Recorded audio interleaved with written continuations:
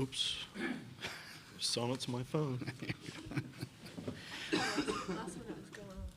All right, we're joined by Texas head coach Mike White and players Tegan Cavan, Reese Atwood, and Kayden Henry. A reminder to please silence your cell phones, give your name and media affiliation. When you get the mic to ask a question, recording of the press conference with your cell phone video is prohibited. And then if you're on the Zoom and want to ask a question, use the raise hand function.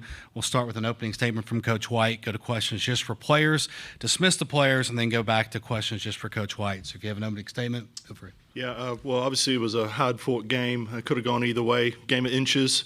A lot of things happening for a 2-1 ball game for sure. And fortunately, we were able to come out on top of it. NiJaree Canady is just an extremely good pitcher, so we have one on our side too with Tegan Cavan, and they kind of matched toe to toe for quite a while there, and it was good.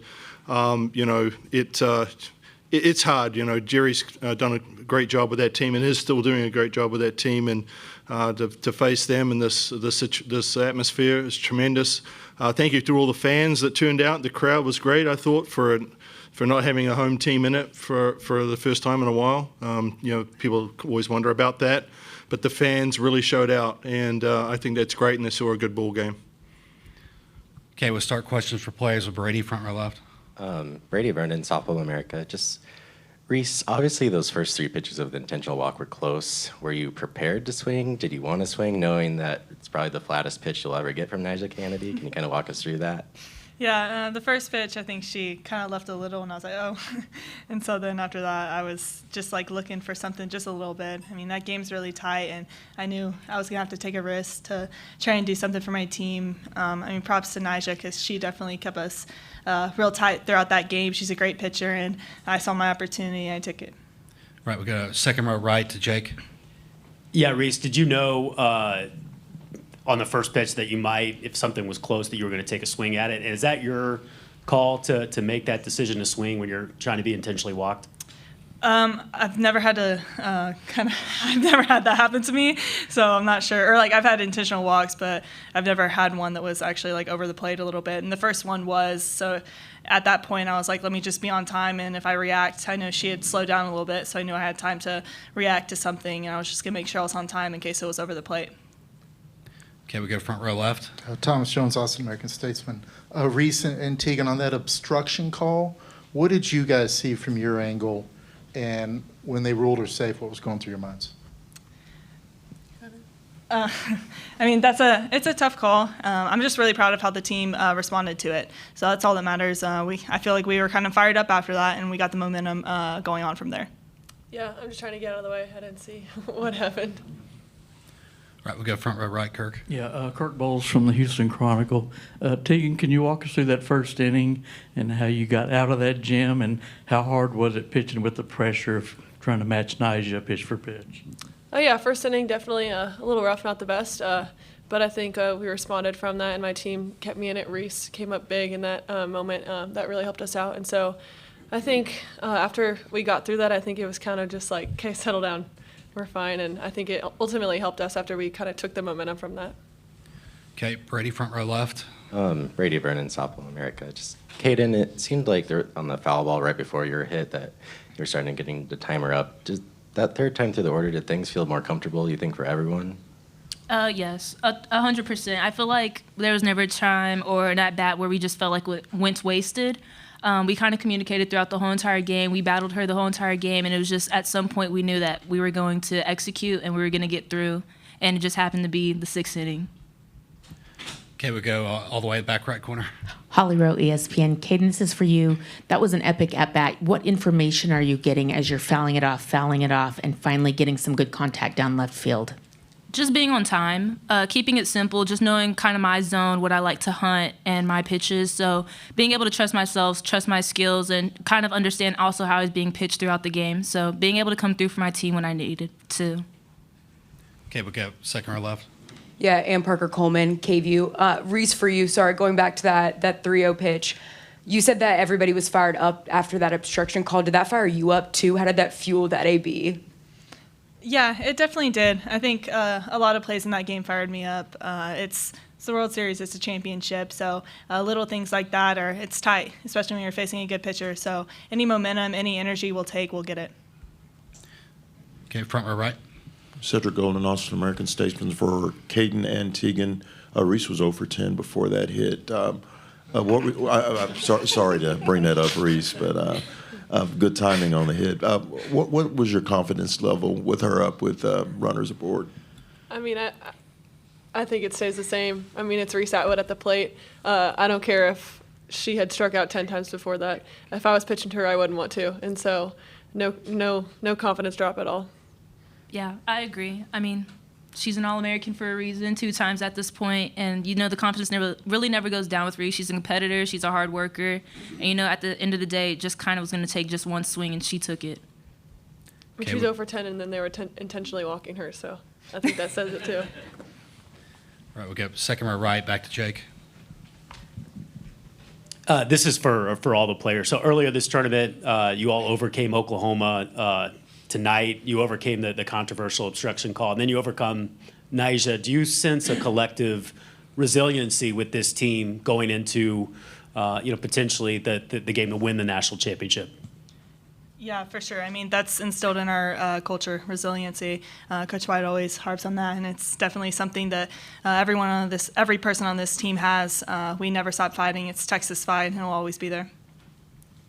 Yeah, I think getting the first one was big for us, and I think that's a huge piece of it. It's going to help us going forward, and so I think we never give in. I think even when we'd come together, we were always talking about just fighting to the end. If you have an out, you have a chance. So.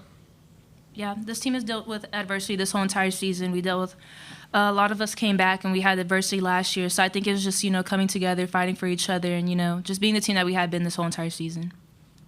Okay, that'll wrap things up for players. You guys are dismissed.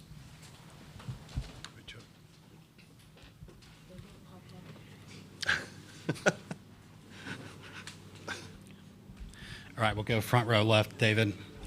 Coach David Collier, ABC Lubbock, you kind of mentioned how strange this one was. Do you kind of, in a way, feel luckier that you dodged a bullet in a game where you have 4 errors and still managed to come out with a victory against a pitcher the caliber of NiJaree? Yeah, I think it just shows that the team had the resilience and just, to put it behind them, to be able to reset. We work on that all the time, the mental toughness part of it. Obviously nobody wants to get out today and make a couple of errors. One was the catcher's interference, which counted as an error, and I think the obstruction call at 2 counts as an error too, right? So there's a couple there that maybe shouldn't, reads a little worse than what it really is. But we got to pick each other up, and that was the key there, and you're playing a great player or a pitcher like NiJaree, you just got to take advantage of when you can, and fortunately we had an opportunity to make things count, and we were able to do that with Reese Atwood's hit. Okay, we go second row right, Cliff. Yeah, Cliff Brown, Associated Press. Coach, you obviously have a very good workhorse pitcher, but you also have some depth. Just wanted you to comment, if you could, about how your pitching is set up going forward for the rest of this and just where you stand. Yeah, obviously we have 4 more pitchers that are well rested, and gives us an opportunity to throw anybody at any one time. We'll go back and look at the film. We'll talk to Tegan, see how she's feeling tomorrow, and make that decision tomorrow once we get back and talk as a staff. Talking to Patty Ruth Taylor, our pitching coach, as well. Make sure that we'll see what we want to do after we look at some tape. Okay, we go front row left. Thomas Jones, Austin American-Statesman. Someone mentioned Reese's 0 for 10 streak. You haven't been shy about moving people around in your lineup. Did you ever consider moving Reese at all? And what gives you confidence in her, even though she's 0 for 10? Well, I kind of believe in that thing. It's like I think that you keep missing, sooner or later you're going to strike gold. And I think I told ESPN on an interview that I thought Reese Atwood was the one that was going to come through for us. I think it was the Softball Live show. That was one I believed in because I knew she was due. She was on time quite a bit today and was just missing. So I think she was due to come through. Didn't know it was going to be that intentional walk thing, but it works. It goes down as a hit. Okay, we go front row right, Kirk. Yeah, Kirk Bolson, Houston Chronicle. Mike, you had 1 hit as a team for 5 innings. What did you think of your approaches to NiJaree then, and why do you feel like Kayden and Mia got the big hits?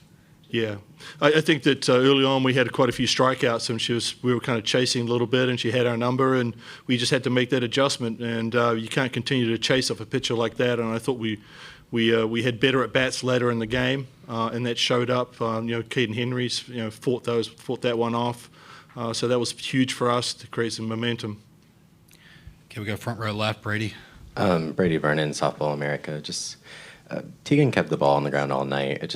What has the evolution of her drop ball been like this year, and just why it's been so successful, especially here?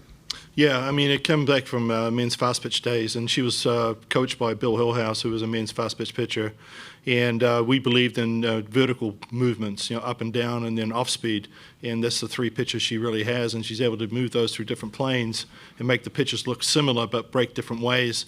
And I think it just came down to confidence. From her travel ball days, she just could get away with just throwing one pitch. But she's found out, sometimes the hard way. At this level, you got to be able to mix and match and be able to reinvent yourself and do different things. Okay, we go second row right, Jake. Mike, did you think that Reese was going to swing when you saw the intentional walk coming? Well, I kind of was, if it's there, hit it, but I didn't know she was going to swing. And I kind of joked with her. I said, I didn't give you the 3-0 green light, but I'm glad she didn't listen to me. I think Coach Singleton was telling her to swing. Okay, we go front row left. Mike, the obstruction call's been an issue this whole World Series. Does it need to be reassessed by the NCAA about how it's applied? Yeah, I was on the rules committee a couple of years ago, and it's a tough deal because one of the things you want to be able to do is allow us to make softball plays, and obviously that was a softball play. It didn't work out, and but how the book is written, you've got to call it how it's written. So yes, we do need to maybe look at that and change it so it's not written that way and allows a little more interpretation or leeway. We brought in the ruling that if the throw takes you offline coming onto home plate, you're allowed to go get the ball, and that was a good change. Now we need to look at some of these other things that are maybe taking away some really great plays. That was a great throw and a great tag, but by rule book they had to call it the way they called it. Okay, we go third row on the right, Scott. Scott Wright with the Oklahoman. Coach, we haven't seen what Jerry will do playing back-to-back with NiJaree. Do you go into tomorrow expecting to see her again? 100%, without a doubt. I mean, he's going to throw her. He's already said he's not going to lose his ace on the bench. So I trust Jerry.